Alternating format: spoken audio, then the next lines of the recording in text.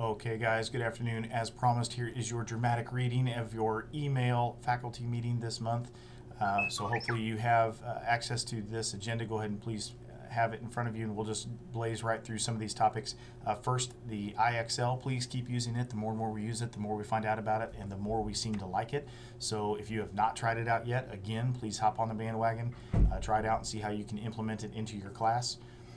Next, all rosters should be set for second semester. There should not really be any changes left to take place. Mrs. Kern's got all those set. Everything should be good to go. So if you want to start printing out emergency rosters and things like that, you should be good to do that. Next, I'll send out an eligibility list from semester one. So that's an F list of any student. It'll be by student that has an F in a semester one class. Please look that over for accuracy, first of all. But secondly, sponsors, once you have that list, you can use that for eligibility purposes for your clubs and groups as well. The senior flag.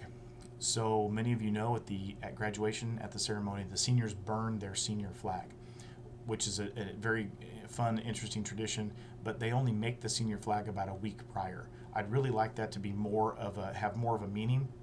So senior sponsors are working now or will be working shortly with the senior class to go ahead and design their senior flag now, and then it can hang in the senior hallway for the rest of the school year, and hopefully provide a little bit more meaning to that tradition of burning the senior flag after graduation. What I'd really like to happen, so just the rest of you sponsors, please start thinking about having that flag ultimately start at the freshman year. And maybe in my mind it's divided into quadrants, and each year they actually design just 1/4 of that flag, and it hangs in their hallway now, similar to what the student council puts together at the beginning of the year. It'd hang in their hallway and move with them from year to year, and I think that would be really neat. And then ultimately ending with, again, the burning of their class flag. It would also be neat to see how they change year after year in those 4 parts of the flag.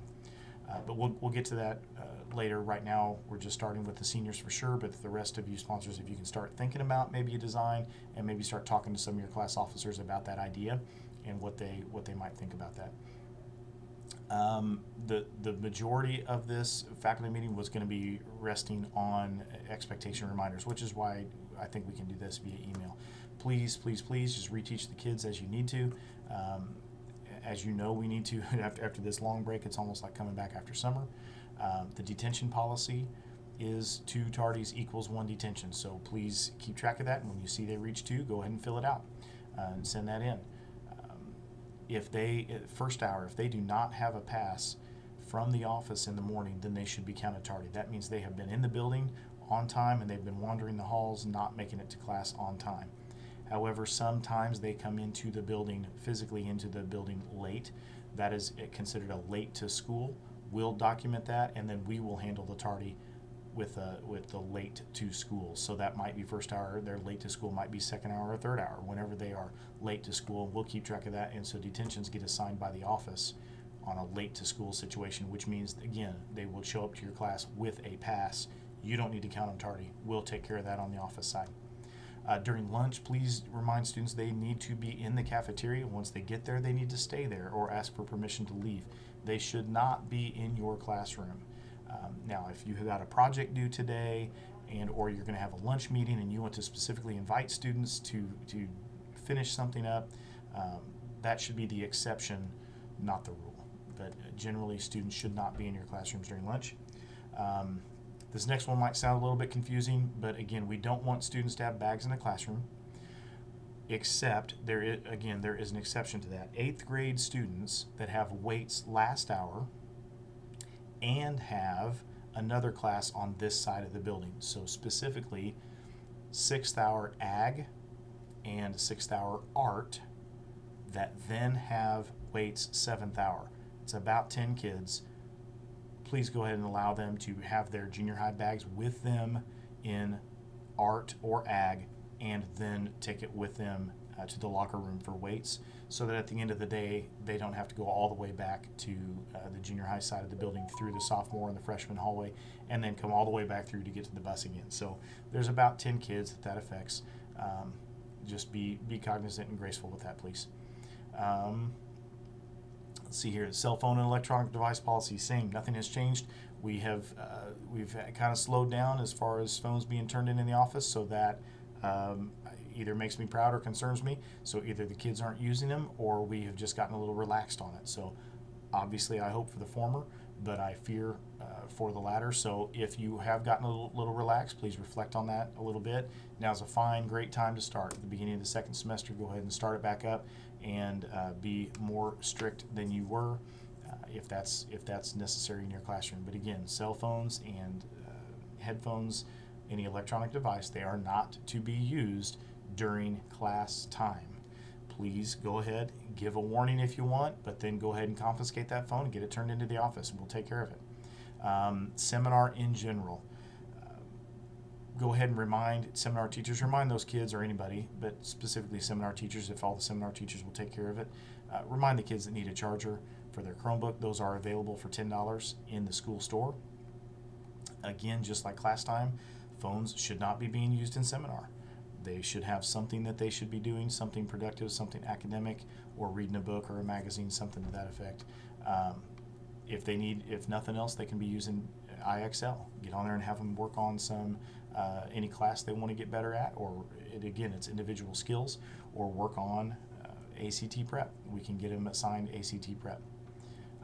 Please take some seminar time to do some weekly grade checks. Again, I'm going to suggest Wednesdays, and again, it's not always going to work Wednesday. It's not always going to work the same day for every kid, because they're going to be in and out going to class meetings and club meetings. That's one of the reasons we have that seminar time. But please, throughout the week, please try to hit every kid at least once to pull up grade checks, and look at those. AMI, please check out that separate email. There's a lot of detail in that. Unfortunately, we were unable to get everyone pre-marked as present for attendance, so we will need you to go in and take attendance on the 2 AMI days. That's the 9th and the 10th. Please go ahead and go in, and you can start marking them present or absent as you see fit, whether they have completed that AMI work or not. Please keep in mind the attendance threshold is pretty low. We typically have 95-96% attendance, so we would expect the same thing on the AMI days. Think of that student that shows up to class, is there, maybe doesn't participate a lot, maybe doesn't do a lot of homework, but still counted present. That's the same thing that we're looking for on the AMI. So be a little, give a little grace as far as what's considered present or not. Now, that does not mean that they get full credit for the graded assignment. The assignment grade can be different, so they might be counted present but only get 1 out of 10 on for the grade card part. And then I'm going to skip to the end. All of that I was perfectly comfortable doing via email. This next part I would really rather do in person. However, I also don't want to wait till February. So I'm going to sound like a broken record here, and hopefully this will be the last time that I address it publicly. Attendance has got to be done accurately and efficiently and quickly. From starting second semester, if there are 3 instances of a teacher either not getting attendance put in or put in incorrectly, on the 3rd instance, I'm going to call you to the office. I'm going to let you know of those 3 days that it happened, and on the 4th time, I'm going to have to write up an official documentation. So again, that'll be on an individual teacher basis, so hopefully this is the last time you have to hear about it. We informally kept track of that the last 3 weeks in December, and just from that last 3 weeks, there were 5 high school teachers that would have had an office visit and 1 that would have been written up at that point. So please, please, please, the majority of you are doing a great job. I need all of you to do a great job taking the attendance accurately every hour. And so please, if you need to, do a little reflection on that. If you need to change and make a change in your habits, please do that.